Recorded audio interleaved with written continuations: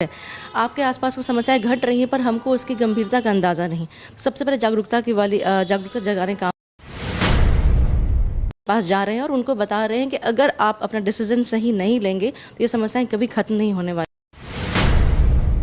या फिर जो भी प्रभावी संगठन जो अपने आप को जनता का हितकारी मानते हैं वो कंफ्यूज्ड हैं। ये अपने स्टैंड से ये क्लैरिफिकेशन ये दे रहे हैं कि वो बिल्कुल कंफ्यूज्ड हैं। तो यहाँ अगर भूमि सुधार कानून या फिर भूमि सुधार व्यवस्था हम नहीं लाएंगे तो बिहार की विकास की परिकल्पना।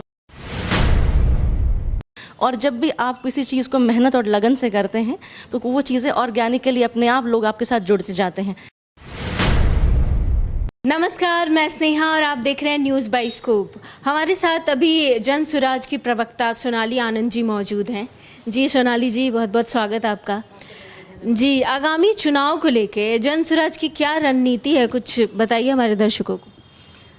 रणनीति हमारी यही है कि हमने जो मुद्दों को उजागर किया है आप उसकी गंभीरता को समझें। जनता को हम जागरूक कर रहे हैं कि आपके साथ क्या समस्या, आप उसको कम से कम समझें तो सही ये समस्या कितनी गंभीर है। आपके आसपास वो समस्याएं घट रही हैं पर हमको उसकी गंभीरता का अंदाज़ा नहीं। तो सबसे पहले जागरूकता जगाने का काम हम कर रहे हैं और उनको हम ये बता रहे हैं कि आप कितने गंभीर समस्या में इसको आप पहचानिए और उसका निवारण के साथ हम उनके पास जा रहे हैं और उनको बता रहे हैं कि अगर आप अपना डिसीजन सही नहीं लेंगे तो ये समस्याएं कभी ख़त्म नहीं होने वाली हैं।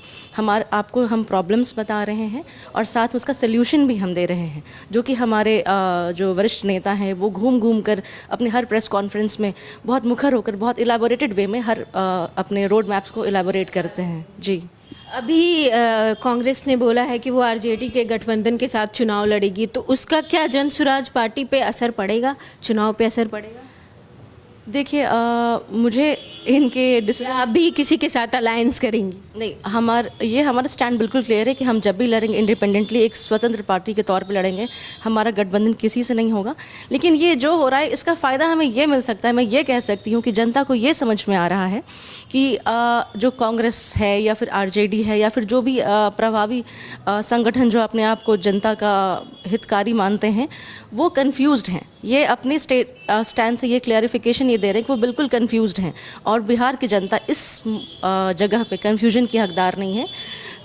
उन्हें क्लैरिटी चाहिए कि आप उनके लिए क्या करेंगे, कैसे काम करेंगे और आपका स्टैंड क्या होगा, एजेंडा क्या होगा। आपकी रणनीति क्या है, आप इस पर ही कंफ्यूज्ड हैं तो आप रोड मैप की बात ही नहीं कर रहे हैं, जनता के प्रॉब्लम्स के सोल्यूशन की बात ही नहीं कर रहे हैं, आप अभी अपने ही एक्शंस को लेकर कंफ्यूज्ड हैं। तो ये जनता को एक पिक्चर दिखा रहा है कि आपका माइंडसेट कहीं पे भी स्टेबल नहीं है।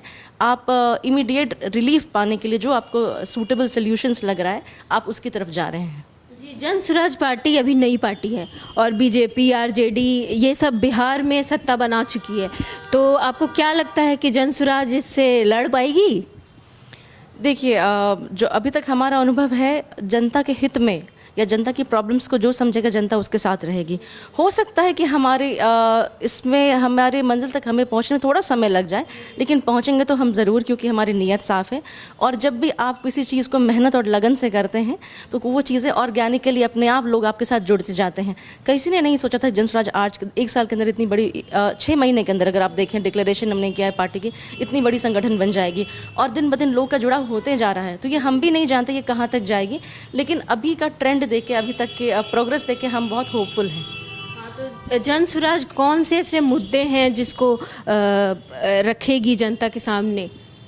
सबसे पहले तुम शिक्षा व्यवस्था की बात करते हैं, जो कि हमारे जो वरिष्ठ नेता हैं प्रशांत किशोर जी, उसके बारे में बिल्कुल कॉन्फिडेंस और बिल्कुल मुखर होकर बात करते हैं। दूसरा हमारा पलायन है, जो कि आज की समस्या नहीं है। बिहार एक कह सकते हैं कि एक लेबर फैक्ट्री बना हुआ था, बाकी देश के लिए लेबर फैक्ट्रीज था, और कहीं ना कहीं ऐसा समीकरण बना हुआ है कि बहुत सारी स्टेट्स या फिर बहुत सारे इंडस्ट्रियलिस्ट इस समीकरण को तोड़ना नहीं चाहते हैं, इस नेक्सस को तोड़ना नहीं चाहते, क्योंकि जानते हैं अल्टीमेटली अगर ऐसा कुछ भी इस नेक्सस में चेंज होगा तो ये बहुत मेजर एक काइंड ऑफ आपका ना कह सकते हैं कि प्लेटफॉर्म या फिर एक डेमोग्राफी में बहुत बड़ी चेंज आ जाएगी। सेकेंड, दूसरा चीज़ ये है कि हम इकोनॉमिक ग्रोथ की बात करते हैं, जो कि हम बहुत पीछे हैं अभी भी, और हम भूमि सुधार की बात करते हैं क्योंकि बिहार के एक एग्रीकल्चर स्टेट है। तो यहाँ अगर भूमि सुधार कानून या फिर भूमि सुधार व्यवस्था हम नहीं लाएंगे तो बिहार की विकास की परिकल्पना करना थोड़ा मुश्किल है। जी, तो जैसे कि आपने देखा कि सोनाली आनंद जी ने कुछ मुद्दों की बात की और बाकी आगे क्या होगा, जनसुराज पार्टी बिहार विधानसभा में कैसा परफॉर्म करती है, बाकी की तमाम अपडेट के लिए देखते रहे news by scope. Camera person Heera के साथ मैं स्नेहा, न्यूज़ बाय स्कोप।